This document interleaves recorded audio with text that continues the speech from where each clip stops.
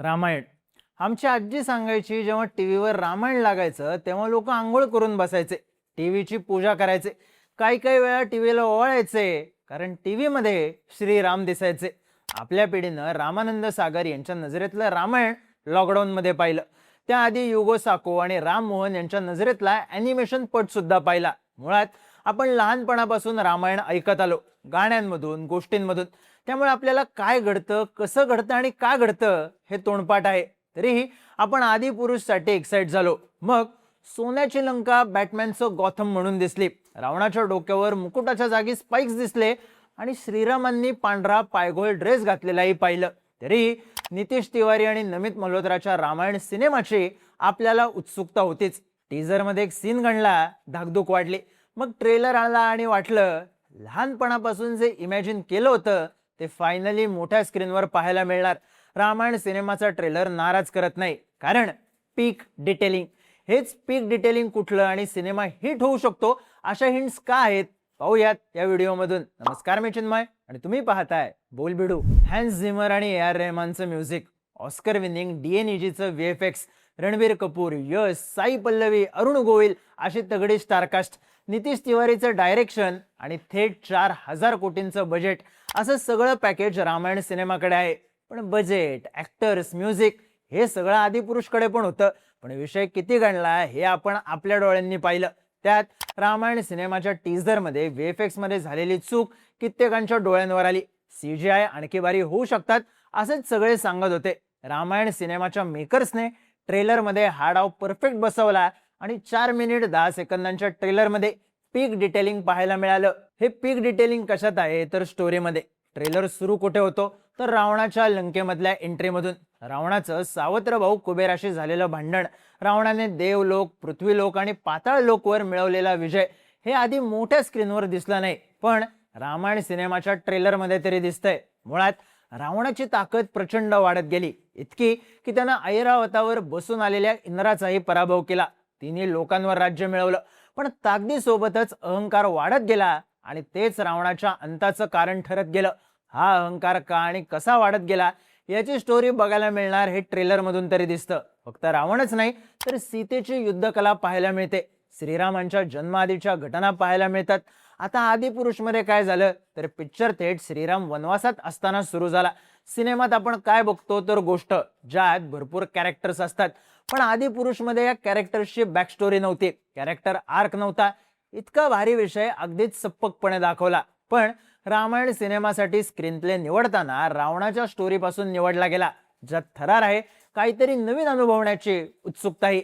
रावण आणि शूर्पणखेचा नवरा यांच्यातलं युद्ध आहे, त्यामुळेच पहिला पार्ट प्रचंड हाईप तयार करणारा आहे. पीक डिटेलिंग आहे व्हिज्युअल्स मध्ये. रावणाची लंका सोन्याची होती हे आपण लहानपणापासून ऐकलं, पण आदिपुरुष मध्ये हीच लंका काळ्या रंगात दिसली. आता सोन्याची लंका म्हणजे भिंती, जमिनी, खांब सगळंच सोन्याचं असते असं नाही. वाल्मिकी रामायणात लिहिल्यानुसार लंका पांढरी होती, सोन्याचं नक्षीकाम करण्यात आलं होतं. रामायण सिनेमाच्या ट्रेलर मध्ये कुबेराचा महाल असेल किंवा खांब असतील, सगळं पांढऱ्या रंगाचं आहे, त्यावरचं नक्षीकाम सोन्याचं आहे. आदिपुरुष मध्ये पुष्पक विमानाच्या ऐवजी रावण ड्रॅगन्सवर उडून येत होता.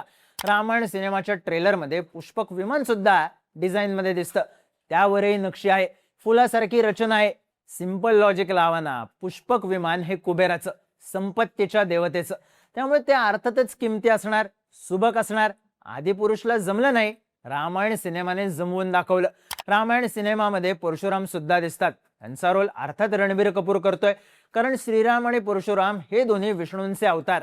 पण त्यातही श्रीरामांची शरीर यष्टी वेगळी, परशुरामांची वेगळी, रंग, केसांची ठेवण, सगळ्या गोष्टींवर डिटेलमध्ये काम करण्यात आले.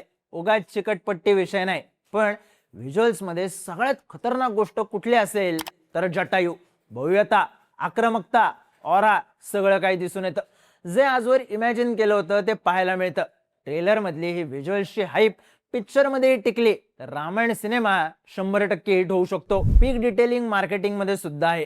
रामायण सिनेमाचा ट्रेलर रिलीज कधी झाला तर ब्रह्म मुहूर्तावर, पहाटे 4:15 वाजता. त्याच्या आधी ट्रेलर लॉन्चिंगचा मोठा इव्हेंट होता, पण ट्रेलर युट्यूबवर आला गुरुवारी पहाटे. यामागचं लॉजिक सिंपल होतं, स्पायडरमॅन सोबत ट्रेलर थिएटरमध्ये रिलीज करायचा होता. आता त्यासाठी सकाळची वेळ सुद्धा निवडता आली असती, पण ब्रह्ममुहूर्तावर ट्रेलर रिलीज करून मार्केटिंग गिमिक खेळण्यात आलं, जे प्रचंड हिट ठरलं. यात जोर दिला गेलाय तो रावणाच्या कॅरेक्टरवर, ते सुद्धा कॉन्ट्रोवर्सी टाळून. यामागेही लॉजिक आहे.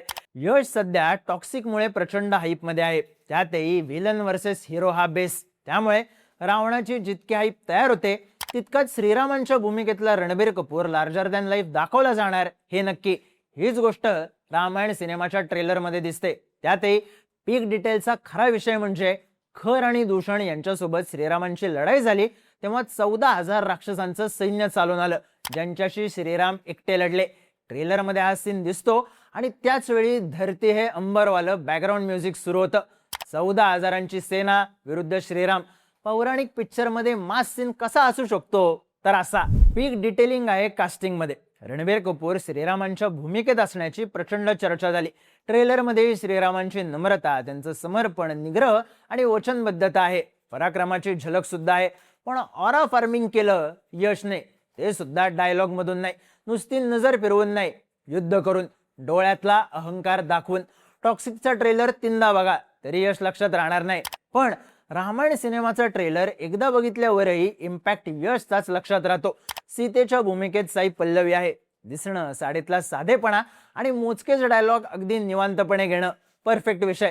राजा दशरथांच्या भूमिकेत अरुण गोविल यांना घेणं हा मास्टर स्ट्रोक ठरू शकतो. कारण विषय फक्त ऍक्टिंगचा नाही, नॉस्टॅल्जियाचाही आहे, इमोशनल कनेक्टचाही आहे.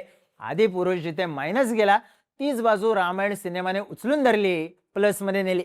आता ट्रेलर बघून एक प्रश्न पडला असेल, हनुमान का दिसत नाही? सनी देओल हनुमानाची भूमिका करेल हे आधीच जाहीर झालं, पण ट्रेलर मध्ये साधी झलक सुद्धा पाहायला मिळाली नाही. असं का? तर रामायण सिनेमा येणार आहे 2 पार्ट्स मध्ये. पहिला पार्ट जटायू रावण यांच्या लढाईवर संपेल असं सांगण्यात येत आहे. वाल्मिकी रामायणानुसार श्रीरामांच्या 14 वर्षांच्या वनवासात त्यांच्या आणि हनुमानाची भेट ही शेवटच्या वर्षी झाली. साहजिकच हनुमान दिसणार दुसऱ्या पार्ट मध्ये किंवा पहिल्या पार्टच्या पोस्ट क्रेडिट सीन मध्ये. दुसरा पार्ट 2027च्या दिवाळीत येईल असं सध्या तरी सांगण्यात येतंय. अर्थात सगळंच मक्क नाही असंही नाही. CGI मोठ्या स्क्रीनवर कसं दिसतं हे महत्वाचं, आणि त्याहीपेक्षा महत्वाची गोष्ट म्हणजे रामायण ही भारतीयांसाठी फक्त कथा नाहीये, तर तो इतिहास आहे, भावनांशी जोडला गेलेला इतिहास. त्यामुळे सिनेमाने मोठ्या स्क्रीनवर इमोशन्सला कनेक्ट केलं तर मिळवलं तर रामायण सिनेमा हिट जाऊ शकतो. रामायण सिनेमाच्या ट्रेलर बद्दलची तुमची मतं आणि प्रतिक्रिया कमेंट करून नक्की सांगा. आणि इंटरेस्टिंग व्हिडिओज पाहण्यासाठी बोलबिडूच्या YouTube चॅनलला सबस्क्राईब करायला विसरू नका.